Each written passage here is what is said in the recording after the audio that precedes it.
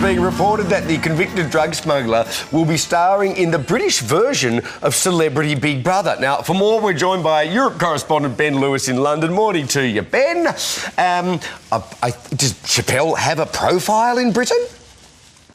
Andrew, absolutely none. And believe me, I'm more surprised than anyone that Chappelle Corby's popping up in the UK. Hello, I'm Paul Barry. Welcome to Media Watch and to the latest nonsense about what Chappelle will do next.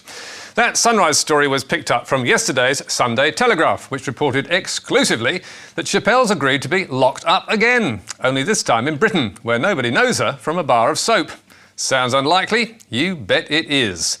But that didn't stop the telly trumpeting that Corby is tipped to go to the UK to appear on long-running TV show Celebrity Big Brother. And who exactly had given them the tip? That trusty friend, unnamed sources, including sources close to the 39-year-old Aussie, who supposedly told the telly she has already inked a deal with Big Brother distributor Endemol Shine International and has applied for a network-sponsored working visa. So, is there any truth in this? Not according to Sister Mercedes, who quickly demolished it on Instagram. Ha ha. What a load of crap this is. Apparently Chappelle has signed a deal and is applying for her visa to UK. It's just BS reporting again. Who are these made-up sources close to the family? And soon afterwards, as the Sydney Morning Herald noted, Chappelle herself was also pouring a bucket on it. False news. Chappelle Corby denies she's heading to Big Brother. Seems like those sources weren't that close to the family after all. Meanwhile, over at News Corp, they were reporting the denials, but omitting to mention that it was they who had made the claim, citing Yahoo's version of the story instead. Sneaky, eh? But now, let's go to Queensland, where there's groundbreaking news on the future of what's been billed as Australia's biggest coal mine. They're the words we've waited 7 years to hear. I wish to announce our chairman, Mr. Gautam Adani, has formally approved the final investment decision of the Carmichael project. Yes, Adani's huge Carmichael coal mine is supposed to be happening at last. And in Mackay, Townsville and Rockhampton, it was front page news with celebrations all round. $16 billion mine is a go. Get set for Adani's jobs bonanza. Cheers, Adani. And why was it party time? Because, as the Brisbane's Courier Mail told us, thousands of jobs in central Queensland will now come their way, or 10,000 direct and indirect jobs to be precise. But hold on just a moment, because while we can understand the excitement in an area where jobs are desperately needed, we think the local media have jumped the gun. Because, as Australia's Deputy PM reminds us, Adani still needs a big whack of taxpayers' money that may not be approved. Adani Mine needs $1 billion public funding to go ahead, Barnaby Joyce says. On top of that, Adani also needs $2.5 billion in bank loans. And as Julian Vincent of environmental finance group Market Forces told the Huffington Post, 23 banks have either distanced themselves publicly from Galilee Basin coal export projects or introduced policies that prohibit financing Adani's mine. But even if Adani's mine does get built, and at current coal prices it's still not commercially viable, it still won't bring 10,000 jobs to Queensland. In December 2015, the Queensland Land Court accepted the evidence of the company's own expert witness, Dr Jerome Farah, that Adani's job claims for the Carmichael mine were exaggerated, and that the real figure will be just 1,206 full-time equivalent jobs in Queensland and 1,464 across Australia. Yet, Adani's discredited and misleading claim of 10,000 jobs keeps getting repeated by the media as if it's gospel. As do promises from the company that construction is just about to start, even though Adani has made that pledge at least 5 times before. Starting back in 2012, then again in 2014, and 2015, and 2016, and yet again just 2 months ago when the Courier Mail told readers Adani has vowed that its massive central Queensland coal mine will be funded and executed this year. Now, we're not saying categorically the mine won't happen, although that's what many of its opponents maintain. But even if you ignore the effect on the Great Barrier Reef, it's far too early for local media to be celebrating. But now, to flights of fantasy and how you too can enjoy free luxury travel, according to Seven's Sunrise. This high-flying teen has built a career on living it up in first-class lounges around the world. Sunrise reporter Sean White, 17. This kid's my new best friend. Yeah, how does he do it? How does he do it? Oh, and perhaps the most remarkable thing is Zach has barely paid a cent for it. It's all done through frequent flyer points. Now he reveals how you can do it too. Yes, what's not to like about that? Flying around the world for free and all on air miles. Remarkable, eh? Especially since teenage jet-setter Zach George is barely out of school. I get messages all the time saying, where are you this time and where are you staying this time? So it's quite interesting. They all love to see what's possible with points. With more than 200,000 kilometres in first and business class travel under his belt just in the past year. Zach is a full-time traveller. The best bit? It cost him next to nothing. It's all done through maximising returns with credit card reward schemes. He's not in debt and says anyone can do it.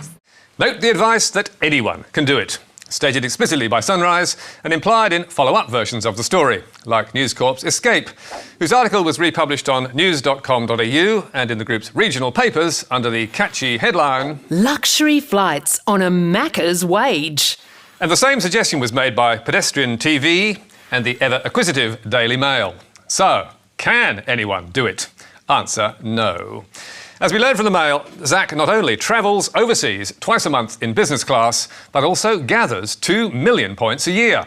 And as Sunrise admitted, no 17-year-old is going to be able to do that on his own. Not least because he's too young to have credit cards in his name.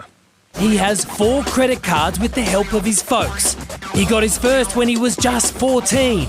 He uses them to make most household purchases for his family.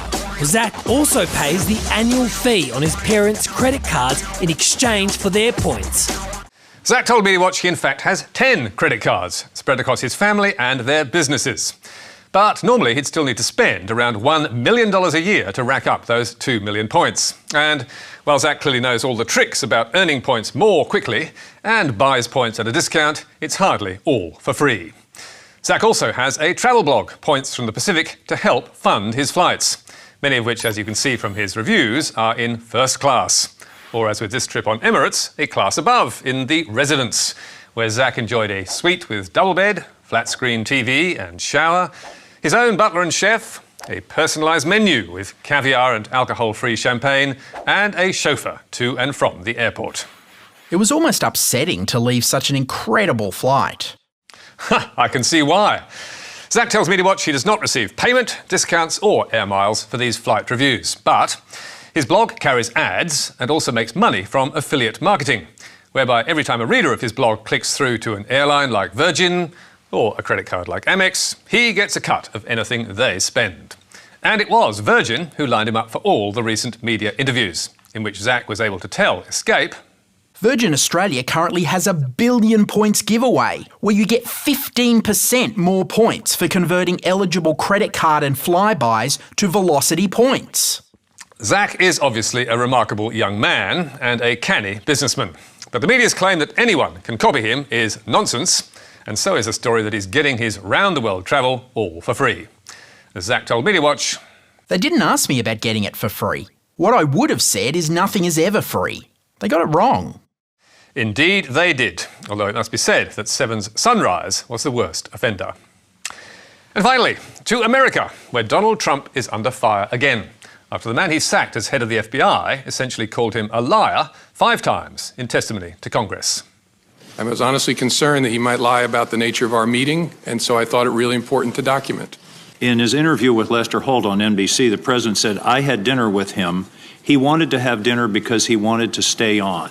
Is this an accurate statement? No, sir. Did you in any way initiate that dinner? No. Those were lies, plain and simple. Tough times ahead for the president. But in the meantime, one of his staunchest supporters, the notorious alt-right website Breitbart, is also deep in difficulty. Run until recently by Donald Trump's advisor, Steve Bannon, it's oft been accused of running fake news. And it's famous for headlines like this. Birth control makes women unattractive and crazy. And this. Political correctness protects Muslim rape culture. And this. The solution to online harassment is simple. Women should log off. Breitbart's first big problem is that its audience is deserting it, falling by more than half since the US election, according to ComScore, from almost 23 million to fewer than 11 million visitors a month. But an even bigger worry is that a social media campaign run by Sleeping Giants has made Breitbart's advertisers run for cover. Sleeping Giants is dedicated to stopping racist, sexist, anti-Semitic and homophobic news sites by stopping their ad dollars. Because of programmatic ad buying, many companies don't even know they are appearing on these sites. We inform them and help them with advice on taking their ads down. Sleeping Giants has now persuaded 2,200 companies in the US and Europe to stop their ads appearing on Breitbart. And according to America's Digiday, that boycott is having a massive impact. Breitbart ads plummet nearly 90% in 3 months as Trump's troubles mount. And remarkably, this dramatic fall in revenue also appears to have persuaded Breitbart to moderate its output. As the Washington Post reported last week, the Clarion of the far right seems to be having second thoughts about how far right it wants to go. Breitbart News has lately been trimming back some of its more extreme elements. Long gone is Breitbart's driving force, Steve Bannon, who left last August. Also departed is Milo Yiannopoulos, forced out for apparently defending paedophilia. And gone too, says the Washington Post, are prominently displayed stories appealing to overt racial prejudice. But now the once fiery website is also sacking staff who don't toe the moderate line.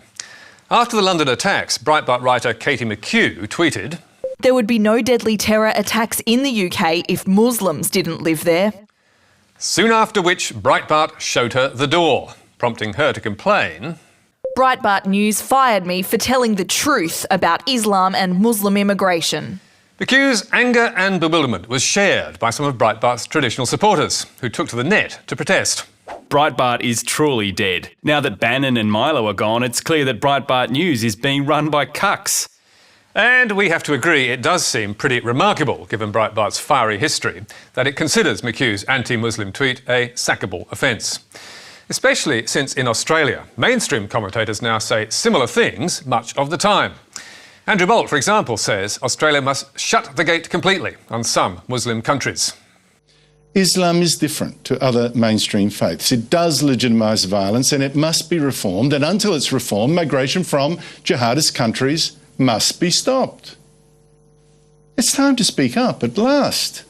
2GB's Alan Jones has also been calling for a ban on Muslim immigration, but he says we also need to take a much tougher line with Islamic terror suspects and lock up those on the watch list. These people have got to be rounded up. And I don't really care if we've got to reverse the onus of proof, reverse the onus of proof. You're a person that we suspect could cause trouble in the past, in the future. We're going to round you up and leave you there. And at the end of the day, they'll get the message that we're serious. Neither of them is in any danger of being sacked. And nor should they be. But it's interesting to note that even America's most outspoken conservative network, Fox News, felt the need last week to dissociate itself from similar calls for Muslim suspects to be interned. Earlier on the show, we had a couple of guests mention the word internment, the idea of internment camps as a possible solution to this. I think I made it well known my feeling on that, which I find reprehensible. But on behalf of the network, I think all of us here find that idea reprehensible here at Fox News Channel. Just to be clear. No suggestions of that. Absolutely. Yeah. Seems that the American and Australian media now draw the line on Muslims and terrorism in very different places. And you can read more about tonight's stories on our Facebook page or our website, where you can get a transcript, download the programme and read a response from News Corp's Escape. You can also catch up with us on iView and contact me or Media Watch on Twitter. And don't miss Media Bites every Thursday on Facebook, Twitter and our website, and also on iView. But for now, till next week, that's all from us. Goodbye.